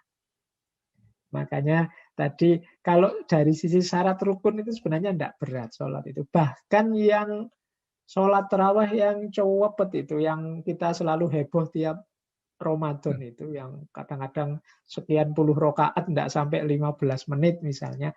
Itu mungkin dari rumus sah tidaknya sholat, Karena memang patokannya tumak ninah itu kan yang penting ada mandeknya, mentah sepersekian detik kan tetap tidak masalah, itu boleh. Ya mungkin sah dari sisi ininya. Tapi ketika kehilangan batinnya sholat tadi, makna setiap gerakan tadi, akhirnya jatuhnya hanya lelah dan capek saja. Seperti hadis yang dibacakan oleh Rasulullah tadi. Jadi menurut saya memang secara sah tidaknya sholat, aktivitas tambahan dengan membuka Quran tadi menurut saya masih sah, asal tidak berlebihan gerakannya. Karena nambah gerakan dalam sholat seperti yang di buku-buku fikih itu asal tidak merusak. Sehingga misalnya kalau di Imam Syafi'i tidak bergerak lebih 3 kali yang tidak ada gunanya, masih masuk kategori sah. Cuma harus diperhatikan semoga gerakan tambahan ini tidak kontraproduktif. Kontraproduktif itu malah sholatnya tidak ingat Allah, ini fokus ke situ lagi. Apalagi bacaannya sampai sakjus, pikirannya sudah wah ini panjang ini, itu bisa begitu. Jadi pikirannya sudah tidak fokus ke Allah lagi. Makanya sebenarnya nanti ada di bagian yang belakang itu tugasnya imam. Jadi di antara tugasnya imam ini bahasa saya mudahnya menjaga moodnya makmum. Menjaga moodnya makmum itu gimana caranya makmum juga terbantu sadar ingat Allah. Makanya jangan terlalu panjang nyari surat, terlalu pendek juga jangan. Terlalu pendek mungkin belum sempat konsentrasi sudah ganti gerakan. Nah, jadi rumus-rumusnya itu. Jadi kalau pertanyaannya dari sisi fikih memang jawabannya ya apalagi sholat sunnah tidak masalah melakukan itu. Kalau sholat wajib juga sebenarnya tidak masalah juga, asal dihati-hati gerakannya dengan gerakan yang tidak merusak ya, kekhusyuannya, batinnya orang sholat. Karena memang gerakan itu dibutuhkan. Karena kalau memang membaca suratnya salah kan juga masalah. Sementara yang di belakangnya tidak ada hafid-hafid lain yang mendukung. Nah ini sebenarnya imam juga harus bijaksana dalam hal ini untuk memahami situasi jamaah dan makmumnya. Kalau memang mengkhawatirkan dalam arti nanti kalau saya putus baca suratnya, wah tidak ada yang meneruskan bisa gawat. Kalau memang makmumnya biasa-biasa kayak saya, sudah lah ayat-ayat biasa saja. An-Nas, Al-Ikhlas itu kita bisa. Tapi kalau surat-surat panjang itu kita butuhnya yang belakang ini, yang backupnya yang canggih. Ya memang dalam situasi tertentu akhirnya diatasi dengan yang belakang ada yang nengok Quran. Ya. Saya kira itu Pak Yudi. Ya, Ustaz. Ini ada satu lagi pertanyaan dari Ibu Rosa Bila. Nah, saya ingin bertanya, apakah kita pantas mengingatkan saudara kita yang menyepelekan sholat untuk melakukan sholat? Kira-kira bagaimana cara mengingatkannya? Atau kalau kita hanya cukup mengingatkan sekali, lalu kemudian biarkannya sampai beliau mendapatkan hidayah sendiri? Itu. Baik. Saya jawab Bu Rosa. Bu Rosa Bila. Tugas kita untuk mengingatkan saudara-saudara kita, teman dekat kita, atau siapapun yang dalam jangkauan kita untuk melakukan ya antara lain sholat, ya banyak kebaikan yang lain termasuk mungkin juga zakat, haji kalau sudah mampu dan lain sebagainya. Rumusnya orang mengingatkan itu 2, watawasau bil haqqi watawasau bis sabr. Jadi harus sabar. Sabar itu bisa diingatkan, tidak dimarahi, tidak dicaci maki, tidak dipatahkan hatinya, diingatkan. Kemudian kalau memang masih belum, besok diingatkan lagi. Urusan mungkin strategi, kemudian rumusnya apa, Ibu lebih ngerti di situasi itu. Yang penting mengingatkannya mungkin ya, kalau rumusnya Imam Ahmad sih mengingatkan orang itu nyari waktu paling sepi yang tidak ada orang lain, kemudian dengan kalimat yang tidak menyinggung. Imam Ahmad itu pernah ngingetin muridnya datang tengah malam, karena dia tahu muridnya ini setiap tengah malam mesti bangun baca buku. Malam-malam ngedok pintu pelan-pelan untuk tidak orang lain tahu, karena khawatirnya kalau tahu kekurangannya muridnya ini, muridnya malu. Oh ini kan sopan santunnya mengingatkan sampai segitunya Imam Ahmad. Nah kita juga boleh meniru itu. Kita ingatkan, ya semampu kita. Karena kalau bahasanya Al-Quran kan innaka la tahdi man ahbabta. Jadi engkau tidak memberi hidayah sesuai orang yang engkau sukai. Yang memberi hidayah itu Allah. Tugas kita cuma mengingatkan saja, tawasau, saling menasihati. Kalau sudah dinasihati sejauh kita mampu, masih tetap tidak mau, ya sudah, itu sudah dalam kuasanya Allah. Tapi tanggung jawab kita tertunaikan. Karena betapapun kita sesama muslim punya kewajiban saling mengingatkan. Jadi, tidak harus dengan memaksa, apalagi dengan maki-maki, ya enggak. Pokoknya diingatkan saja secara lemah lembut, tidak masalah. Saya kira jangan diingatkan ini ya. Ini sholat penanda muslim dan kafir loh. Oke, itu untuk kita. Kalau untuk yang tidak mau sholat bisa pelan-pelan diingatnya gimana caranya sadar. Bisa ngamur nanti. Oh ini Pak Slamet, ada yang mau bertanya? Silakan Pak Slamet. Assalamualaikum warahmatullahi wabarakatuh. Waalaikumsalam. Ya Pak Ustadz Farudin, saya mau menanyakan apabila kita sholat kemudian lupa ini kira-kira udah berapa rakaat, apa yang harus dilakukan dan sesuai apa yang Nabi lakukan. Terima kasih. Wassalamualaikum warahmatullahi wabarakatuh. Waalaikumsalam. Jadi, langsung saya jawab Pak Selamat. Ini kalau dalam fikihnya Syafi'i, kalau kita sholat lupa jumlahnya, sama sekali tidak ada isyarat ini sudah berapa, diambil yang kecil. Jadi ini sudah 4 apa masih 3 ya? Dan kita tidak ada gambaran sama sekali. Bayangan bahwa ini ya sudah diambil 3. Terus ditambah 1. Ini kalau sholat sendiri, kalau jadi imam biasanya diingatkan oleh makmumnya. Tapi kalau sholat sendiri diiktikoti yang kecil. Tidak masalah. Jadi bukan diambil yang besar. Kadang kita kan pingin enaknya saja. Ini masih 2 apa sudah 4? Dianggap 4 saja. Kita ngambil enggak, kalau di Syafi'i dipegangi yang kecil. Kecuali ada isyarat. Isyarat itu perasaan tadi sudah tahiyat awal kok, berarti ini. Nah, itu ada isyarat namanya. Kalau ada isyarat bisa isyarat tadi dijadikan patokan. Karena kalau kaidah usul fikihnya al yakinu la yuzalu bisyak. Kalau sudah ada isyarat untuk yakin, ragunya harus dikalahkan, dimenangkan yakinnya. Tapi kalau tidak ada gambaran sama sekali, diambil yang kecil.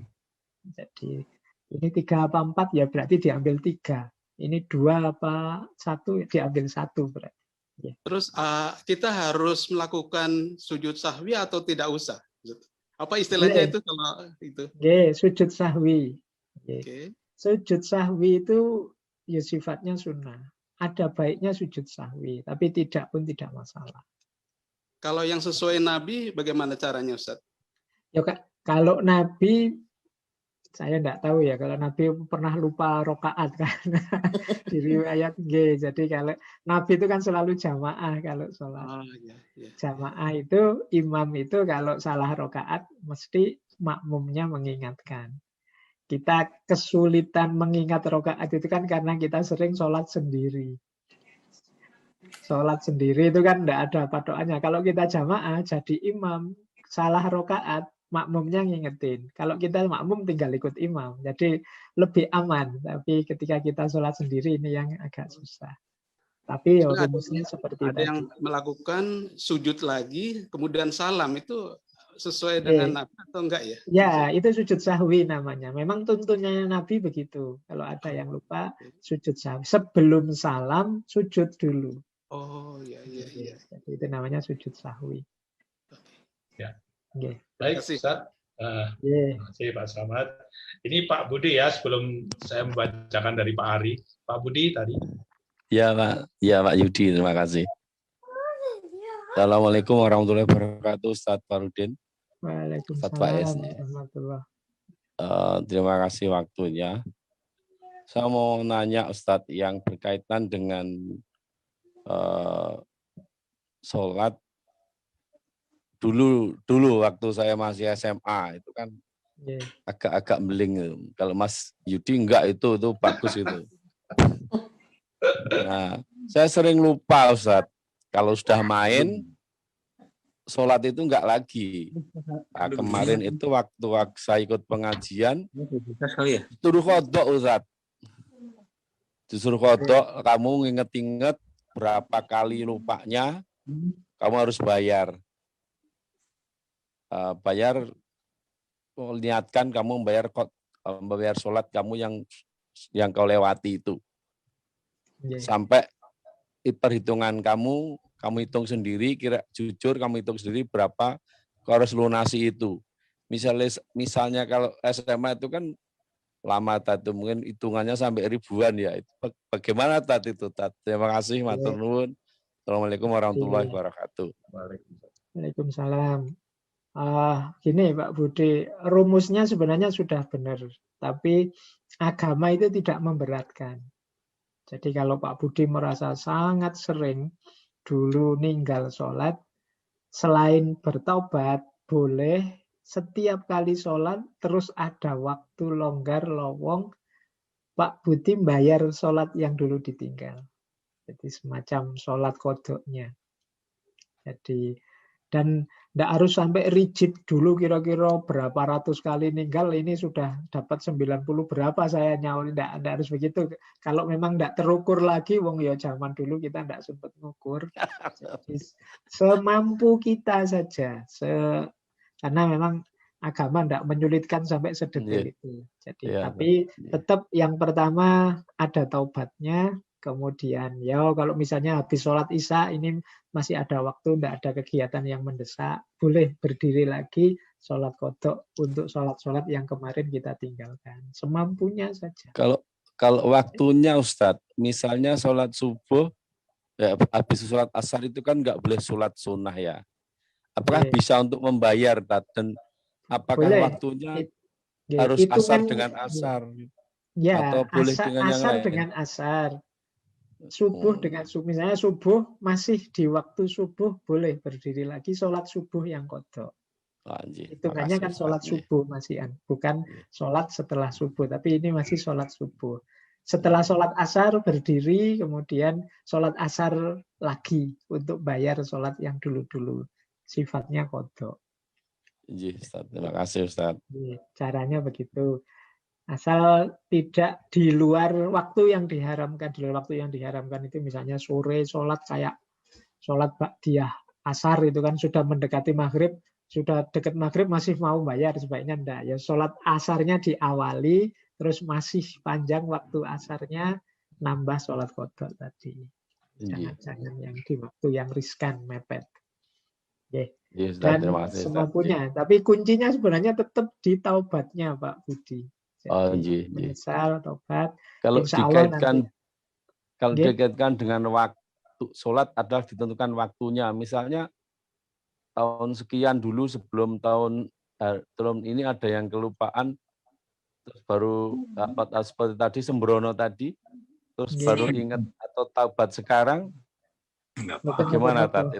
Taubat itu tidak ada telatnya Pak. Segera pokoknya. Sekarang, alhamdulillah sekarang. Jangan ditunggu besok.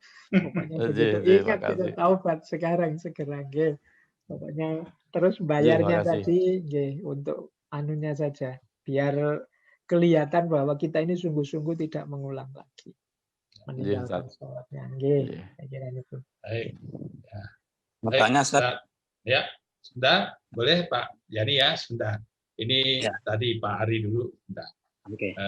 Dari chat ya. Ini chat ada dua nih, Pak Ari dulu, nanti Pak Ahmad Yani, baru saya teruskan lagi Pak Apri ya, Bu. Pak Ari Wijaya ini. Bagaimana cara menegur saudara yang juga sama sebagai makmum, tapi dia melakukan kekeliruan dalam sholat. Misal imam sudah berdiri dan dari tasyahud awal, tapi malah dia tertidur karena kantuk.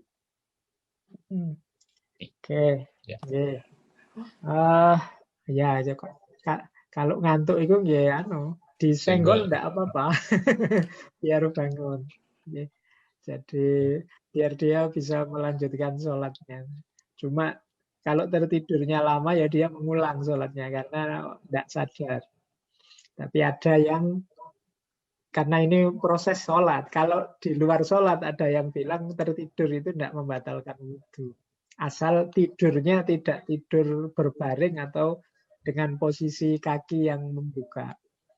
Kalau silo mantap itu tidak batal. Tapi kalau yang sholat tadi dalam situasi sholat kok ketiduran, nah itu membatalkan sholat karena hilang akal, hilang pikiran. Sholatnya diulang. Saya pernah juga begitu. Jadi imamnya yang ketiduran. Jadi tahiyat akhir, sholat subuh, imamnya ketiduran lama, enggak salam-salam. Nah, ini makmumnya bingung kok ini enggak salam-salam. Tiba-tiba imamnya noleh, mohon maaf saya batal. Akhirnya kita lanjutkan sendiri-sendiri. Karena imamnya tiba-tiba keluar ya kita salam langsung sendiri-sendiri. Memang ada begitu. Jadi boleh kalau memang dalam jangkauan kita disenggol saja biar dia bangun. Mungkin dia akan mengulang sholatnya. Kadang-kadang yang sering itu pas sholat Jumat, orang sudah berdiri mau takbir, dia masih tidur lama. Yang sering saya lihat begitu. Itu juga, ya tetap harus kita ingatkan, tidak apa-apa. Dan kalau fikih itu bukan sesuatu yang dosa. Kalau keliru-keliru seperti itu, ada rumusnya. Kalau batal ya wudhu lagi. Kalau itu tidak apa-apa. Kalau saya saling mengingatkan saja. Jadi orang tidak tercela hanya gara-gara itu. Jadi ya memang manusia itu kan selalu ada uzurnya. Makanya dalam sholat itu, kalau tidak bisa berdiri ya duduk. Kalau tidak bisa duduk ya berbaring. Itu selalu ada jalan keluarnya kalau fikih. Jadi bukan sesuatu yang tercela. Jadi diingatkan saja. Baik. Saya kira itu ya. Pak Yudi. Baik, saat ini masih ada dua di chat, tapi sebelumnya Pak Ahmad Yani silakan. Ya, Assalamualaikum warahmatullahi wabarakatuh. Waalaikumsalam. Bertanya, tadi kan kalau ruku itu kan kita disarankan untuk mengagungkan Allah ya. Itu boleh nggak kita baca Asmaul Husna gitu. Terus kalau sujud kan juga kita waktu yang paling bagus untuk memohon gitu. Kalau kita tambah doa itu boleh nggak atau bisa ke arah bid'ah nggak gitu. Terus yang kedua nih saya mengalami sujud tilawah. Kan sering imam tuh baca surat yang ada ayat sajadahnya tuh seperti Al-Alaq itu kan wasjud waqtid. Itu kalau imamnya nggak sujud tilawah gimana Pak? Kita apa harus sujud tilawah atau gimana Pak? Sebetulnya urutannya gimana sih kalau ayat sajadah itu harusnya imam sujud dulu terus balik lagi i'tidal atau gimana Ustaz? Nggih. Ya, Ustaz. Nggih. Assalamualaikum. Waalaikumsalam warahmatullahi. Nih saya jawab langsung Pak Yani. Yang terakhir ya sujud tilawah. Jadi sujud tilawah itu begitu kita membaca ayat sampai surat sajdah langsung sujud. Itu namanya sujud tilawah. Nanti kalau setelah itu balik berdiri lagi melanjutkan suratnya. Itu prosedurnya sujud tilawah. Kita sebenarnya gitu, tidak harus pas sholat. Kalau Bapak Ibu pas ngaji saja ketemu ayat sajdah, sujud tilawah, disunnahkan sujud. Jadi hukumnya sunnah. Sementara berarti kalau imamnya nggak sujud nggak apa-apa ya? Nggih. Jadi kalau imamnya tidak sujud ya enggak apa-apa, kita enggak usah ikut sujud. Nanti kita beda gerak sama imam. Jadi makmum itu kan tugasnya mengikuti imam. Kalau imamnya sujud, jangan kaget. Kita ikut sujud. Tapi kalau imamnya tidak sujud, ya kita tidak usah sujud sendirian. Nanti kita gerak sendiri di luar gerakannya imam. Dan memang hukumnya sunnah, tidak wajib. Jadi monggo. Ya sunnah itu berarti lebih utama sujud tilawah. Tapi tidak juga tidak apa-apa. Nah, yang berdiri mengikuti imam ini wajib kita sebagai makmum. Jadi yang sunnah tidak boleh menyingkirkan yang wajib. Jadi kalau dalam posisi sholat. Kemudian doa-doa tambahan dalam rukuk dan sujud. Jadi ini mungkin buat tambahan pemahaman sebenarnya ini dari ranah fikih Bapak Ibu. Yang wajib itu rukuk dan sujudnya. Bacaan itu macam-macam. Kita mungkin yang kita biasa pakai yang subhana rabbiyal a'la, subhana rabbiyal azim ini yang memang paling masyhur. Tapi di luar kalimat ini kalau Bapak Ibu menelusuri hadis-hadis itu macam-macam doa-doa yang diucapkan oleh Rasulullah saat rukuk dan sujud. Ini kemudian disimpulkan oleh banyak ulama berarti boleh nambah doa waktu sujud, waktu rukuk. Nah, kalau ingin afdolnya lagi, kalau Bapak Ibu ingin nambah doa waktu rukuk dan sujud, coba dicari hadis-hadis tentang doa yang dibaca oleh Rasulullah waktu rukuk dan sujud. Ya kalau bahasanya ya doa yang maksur dibaca oleh Rasulullah waktu rukuk dan sujud. Itu kalau Bapak Ibu perhatikan itu nanti luas sekali cakupan doanya, macam-macam, panjang-panjang. Monggo itu lebih sederhana, biar tidak dianggap doanya bikin-bikin. Ini maksur dari Rasulullah yang memang dibaca waktu rukuk dan sujud. Meskipun secara hakiki boleh nambah doa. Misalnya waktu sujud, kita kemudian nambah munajat apa pada Allah. Apalagi kalau pas sholat sunnah itu lebih boleh. Para ulama itu punya banyak formula untuk doa-doa waktu rukuk, sujud, tahiyat akhir, boleh. Jadi nambah doa, tidak termasuk bid'ah. Karena memang waktu sholat itu waktu di antara waktu yang afdol untuk berdoa. Meskipun ya kalau bisa doa-doa yang maksur, yang memang pernah dijalani oleh Rasulullah waktu rukuk dan sujud. Ini panjang, luar biasa. Kalau ragu-ragu, ya memang kalau ragu-ragu ini tidak ada hukumnya.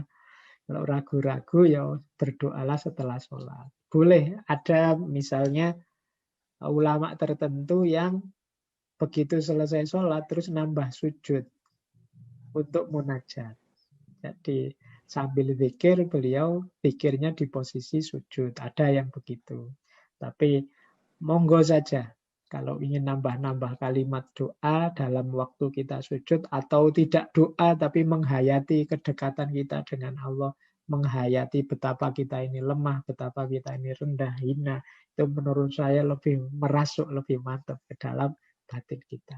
Jadi rumusnya itu, yang penting, yang wajib tidak boleh ditinggal rukuknya dan sujudnya. Kalimat pengagungan, kalimat doanya apa, monggo. Ini kalau secara fikih. Satu lagi Ustaz, mengenai niat saat itu boleh harus dilafazkan nggak Ustaz? Niat sholat. Oke. Sholat itu diawali dari takbir. Niat itu syaratnya. Jadi niat itu berarti sebelum sholat. Jadi berarti apa? Dilafadzkan boleh, dibatin saja boleh. Jadi dua-duanya boleh.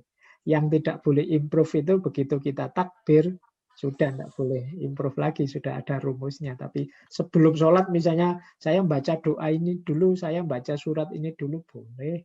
Tidak apa-apa. Itu di luar konteks sholat. Setelah itu baru saya baca niat.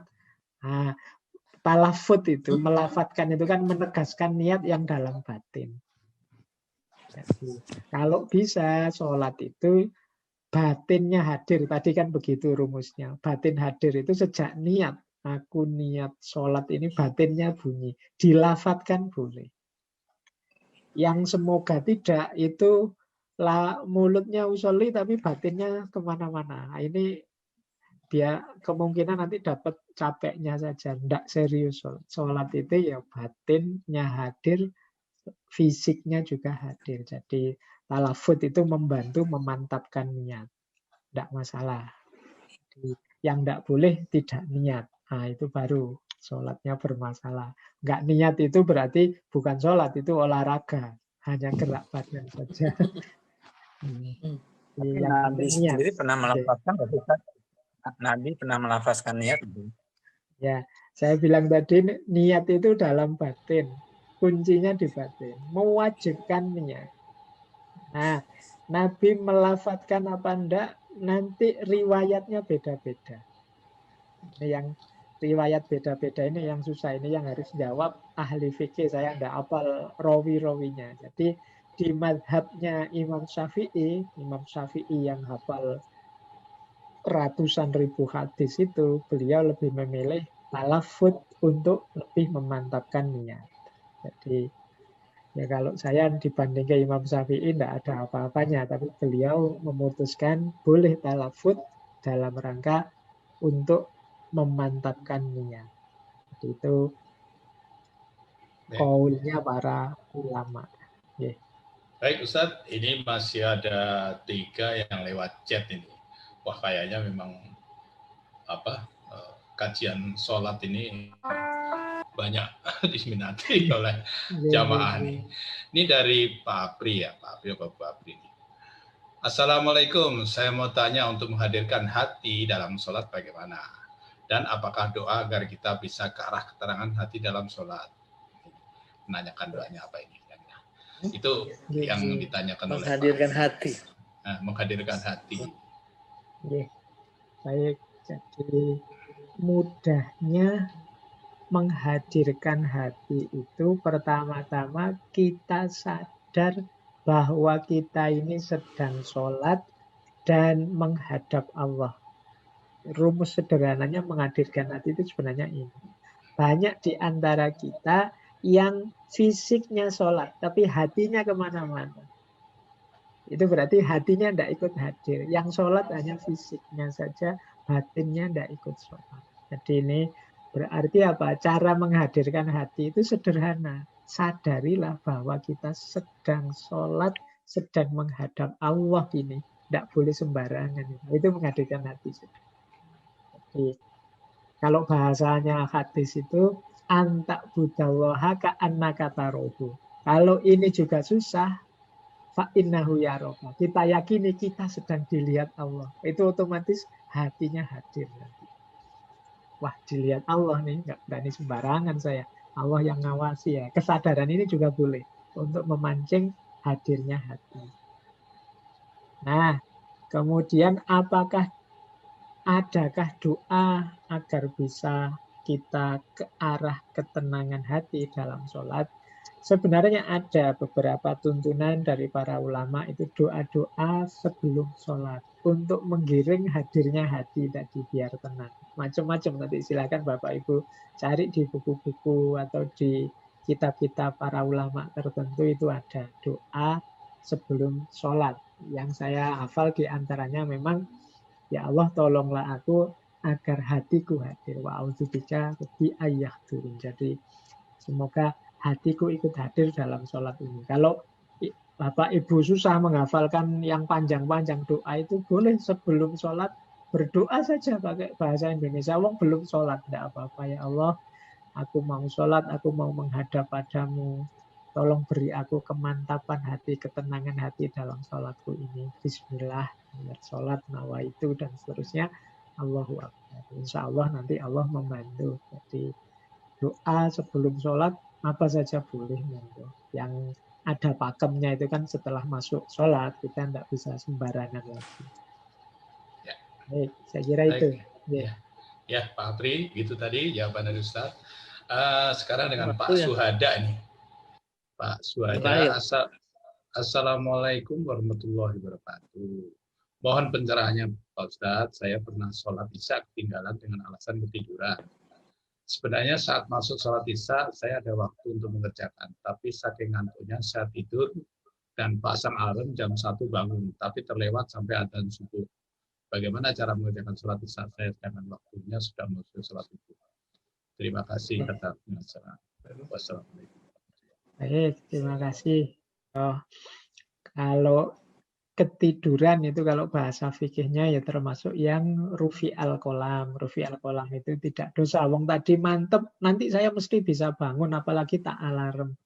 Ternyata juga alarmnya bunyi, dimatiin, orangnya tidur lagi.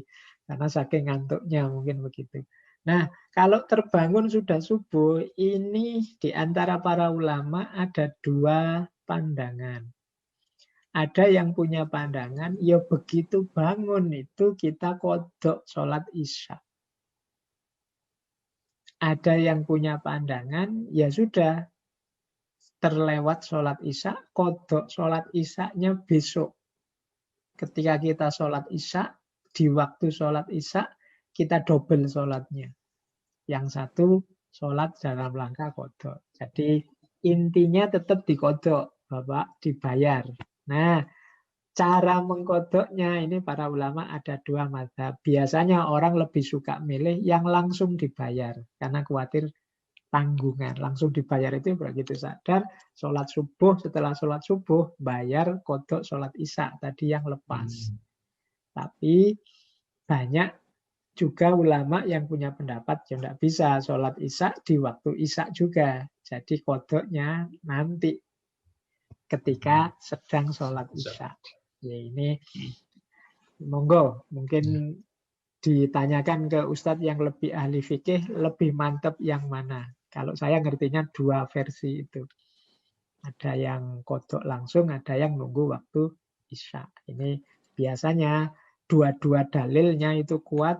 Bapak Ibu tinggal kemantapan hatinya masing-masing. Yang penting niat untuk bayar sholat yang lepas tadi, dan sholat tadi lepas tidak secara sengaja, wong memang situasinya sudah diniati tapi kelewatan. Saya kira itu untuk Pak Sulada. Ya, ini mungkin yang terakhir ya, karena ini sudah jam 9:50. Jam 10. Kayaknya juga masih masalah pikir. Dari Ibu Mulyawati, bagaimana kita ketika imamnya, misalnya imamnya orang Syiah, kan di Syiah ada 2 rakaat kedua berdoa, lalu apakah kita begitu juga? Wah, saya belum tahu nih, belum pernah makmum orang Syiah. Oke. Di Syiah memang saya juga pernah. Jadi setiap rakaat kedua itu ada semacam doanya seperti kunut. Ya. Itu ya kalau merasa bahwa itu tidak cocok ya tidak usah ikut berdoa. Kalau merasa tidak sreg dengan itu tidak usah ikut berdoa. Atau kalau menganggap itu sebuah kesalahan, boleh, karena sholat itu kemantapan hati, keyakinan masing-masing. Kalau memang itu diyakini, wah ini tidak cocok dengan aliranku, tidak cocok dengan boleh mufarokoh.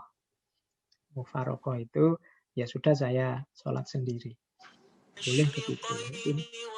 Saling menghargai, tapi juga tidak harus nyampur. Menghargai kan tidak harus kemudian kalau dia sholat saya ikut saja, enggak.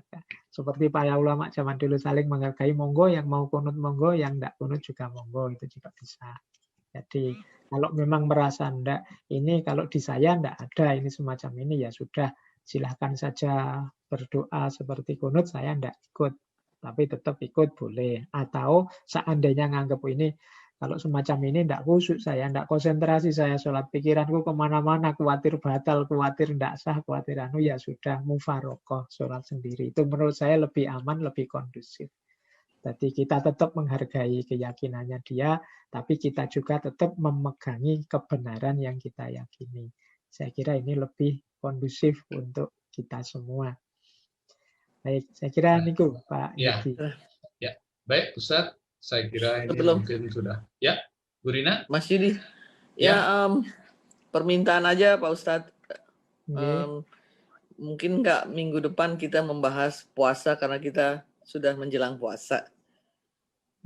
Boleh, insya Allah. Minggu depan. Bulan depan. Minggu depan. Karena kalau bisa, kita ada 2 minggu ya sebelum puasa tanggal 13. Ya. Bisa awal bulan mungkin Bu Rina? Iya, atau awal bulan gitu.